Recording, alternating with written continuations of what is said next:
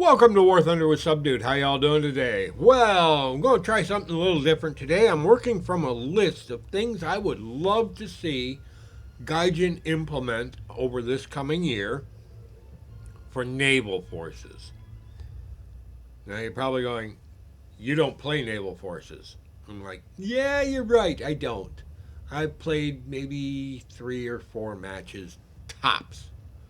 And even then, it has been I get into it, try and figure out what's going on, and then get out of it. And the reason I do that is because what I have seen so far does not match my expectations for how naval forces should be operated. Now, I'm basically operating from a point of view of somebody who did serve in a Navy, the United States Navy. I was in submarines, so most of what I say here is just from remembering many years ago how fleet operations were described. And some of the things that I'm going to suggest may work, may not work. It all depends upon players. Now, one of the things I'm going to suggest here is ships control menus. One of the things that we need to do is implement a squadron leader type situation. If you're playing in a squad, you get 4 people that are going to play all at the same time. You're on the same squadron or whatever you want to call it. And you join a match to go play naval forces, and let's say you're all running destroyers. Well, somebody's got to be in charge, and you don't want everyone running in their own direction to do what they want to do. What you want to do is set a squadron leader.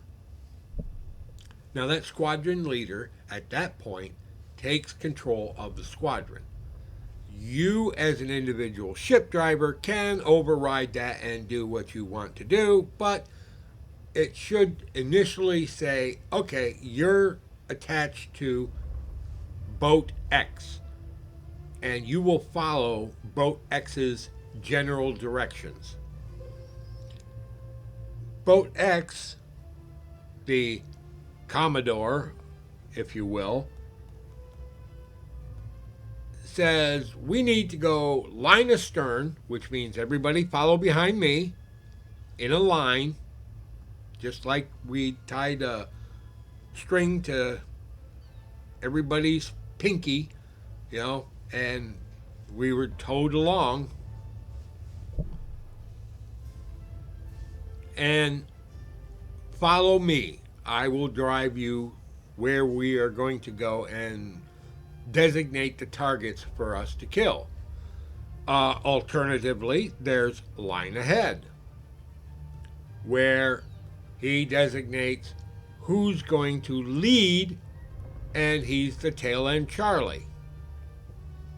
I would suggest line ahead or line astern. Keep them behind you, pull them wherever you need to go. And then there's line abreast. Now, if you got them in, let's say, line astern, and somebody shows up in front of you that you can't quite kill because he's got much more armor and bigger guns than you, you might want to go, okay, everybody, line abreast and then hang a left or a right, depending upon how much open ocean you have. And unmask all of your batteries that you can. Your forward guns, your aft guns, your broadside guns. And what that will do is if everybody goes line abreast and you have turned left or right, doesn't matter, port or starboard, all of a sudden everybody's broadside is now open to pummeling the guy that just showed up in front of you. And because you're spotting him as the leader of the former line astern, everyone knows exactly where that enemy is and they can all fire for effect. Accuracy diminishes with range. That's something that just, you can't argue with that. It's not like modern weaponry where accuracy is basically from the point of firing. You fire and you were either firing on target or you weren't. With guns, like I said, over distance, accuracy diminishes, but volume speaks for itself. If you've got 50 guns unloading on a battleship, even a old battleship, if you got 50 6-inch and 8-inch guns unloading on that battleship, it's going to get wrecked. You might not sink it, but you're going to wreck it. Everything that you hit is going to be destructive to that ship, especially if it's plunging fire. Not that Gaijin does a lot of plunging fire, but that's neither here nor there. Now, I mentioned waypoints. Waypoints would be absolutely spectacular because it takes the navigation out of it for you. You then set waypoints to make your way around the map. Open ocean maps, or even something like Boulogne-sur-Mer, where you wish to go in a certain area to do your business. You can set that up in advance and not have to worry about it because the ship will turn at each waypoint. It will also speed up and slow down. Speed points. So you won't have to sit there and constantly manage your course, your speed, your gunfire, your target acquisition.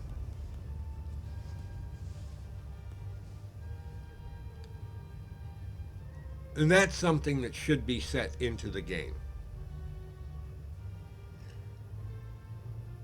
Now, modern ships versus old-timey ships. Old-timey ships, the battleships we currently have, the battle cruisers, not counting the Alaska, which I think is going to be coming soon, they don't have radar.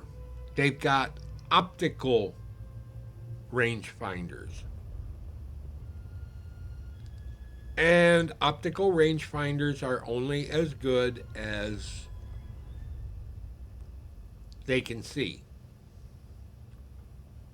If they can't see you, they can't target you. Well, they can target you, but they can't get a good range on you. That's where smoke comes in. Haze, rain squalls. These are things that need to be in each match. And again, not on the arcade style maps that we currently have. But newer ships have radar. You can't hide in a squall from radar. It just doesn't work. We don't have stealth ships. So, any ship that's equipped with radar is going to have a significant advantage over ones that don't. and ones that have newer radars are going to have a significant advantage over ones with older radars. A first generation radar set is going to give you ballpark range and direction.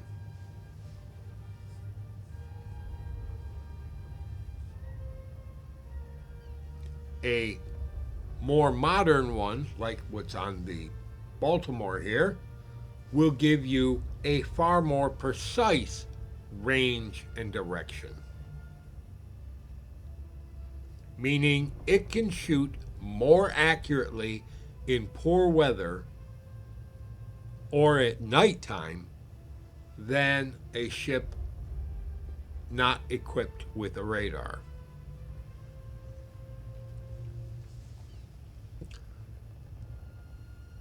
Spotlights. In the early part of World War II and in World War I, spotlights were important. Night action was done by illuminating your target. Star shells, yes. Spotlights, bang on. You light them up, and then you light them up.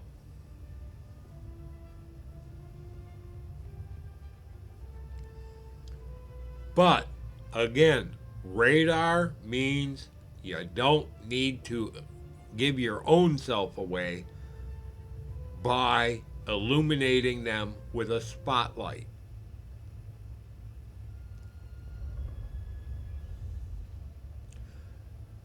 And we should have modern powders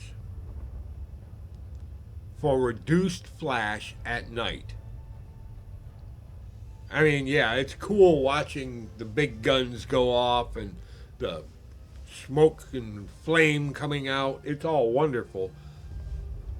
But they made reduced flash powder for a reason, so that they could shoot at night without giving their own position away, or at least reducing the capability of the enemy to home in on the target.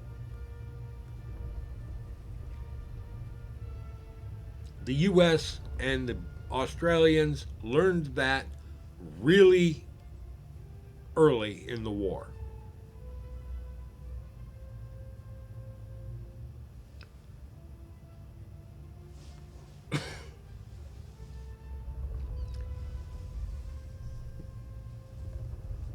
I've already gone over open ocean maps and waypoints and radar range and accuracy. But these are things that would mature naval forces to where it would actually become a really interesting game.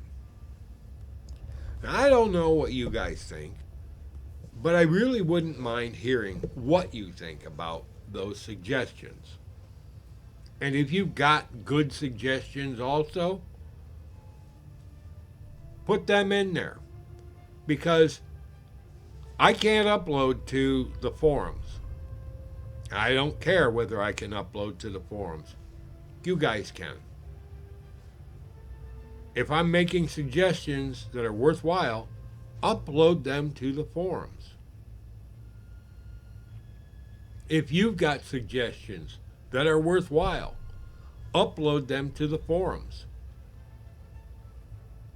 Coke Spray puts together a list of suggestions to the developers every month. And we need a lot of suggestions for naval forces. Good suggestions. Ones that are doable. And everything I've suggested is doable. It was done with great naval battles of the North Atlantic. How many of you know that name? That was a game that came out decades ago. It was old PC game. I mean, I've still got a copy of it here in the house. This is what I'd like to see done with this game. Because this game has got, oh, a quantum leap better graphics than Great Naval Battles of the North Atlantic. This is so far ahead that it's absolutely insane. But I'd like to see some more controls added to the game so that we don't have entire teams going off, herring in their own direction, and losing support for each other. Because that's what naval forces should be doing, supporting each other and attacking the enemy. And there should be a retirement point. If you know your side can't win, you've lost 2 or 3 ships, and they have far more firepower than you can deal with, there should be a point or a place where you can take your fleet and retire. Move it out of range. Go away. Basically end the match without losing your ships.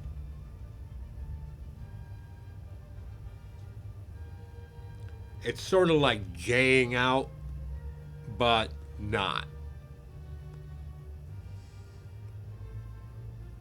Alright, that's enough for me. This Subdude signing off. Y'all have a pleasant today, a better tomorrow, and we'll catch you in the sky in Air Realistic on the good maps. Take care, folks. And Happy New Year.